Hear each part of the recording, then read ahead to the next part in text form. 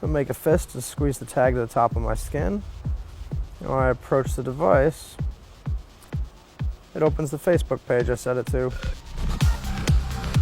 Colin Crovino has a microchip implanted in both of his hands. Some people just look really grossed out. I put my hand up and I let them poke at it and they freak out. Developed in the 1950s and 60s, RFID chips, short for radio frequency identification, have been used by retailers to track packages and prevent theft.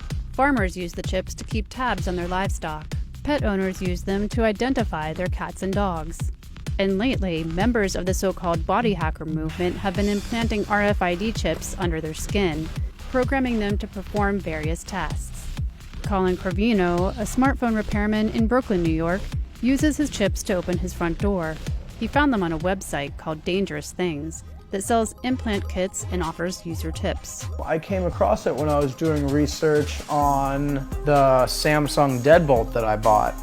And then the first thing that I noticed was that I could get an RFID tag that would work with the deadbolt. Crovino plans to modify one of his motorcycles next. And I haven't decided on where I want to put the authenticator, the antenna, thinking probably down by the seat somewhere because this comes off. So I would just tap my hand on it. Then the light would come on as if I put the key in, and then I would just hit the ignition and start the vehicle. RFID retailers estimate that between 30 and 50,000 people worldwide have chip implants in their bodies. German tech consultant Andreas Sjöström used his chip as a boarding pass on a recent flight from Stockholm to Paris, and to get into an airport VIP lounge. Skeptics say the implants raise privacy issues and worry that strangers could tap into the information on a chip without the owner's knowledge. Others say potential uses for the technology, such as keeping track of a patient with dementia, could pose ethical concerns.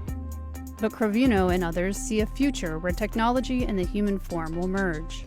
I think when it becomes more prevalent and there's a lot more things and options that you can do with this, that people will, opt in for that kind of augmented human sort of attitude. That's why I have an Android device and not an iPhone, is because I want to be able to customize everything I have, so why should I not be able to customize myself?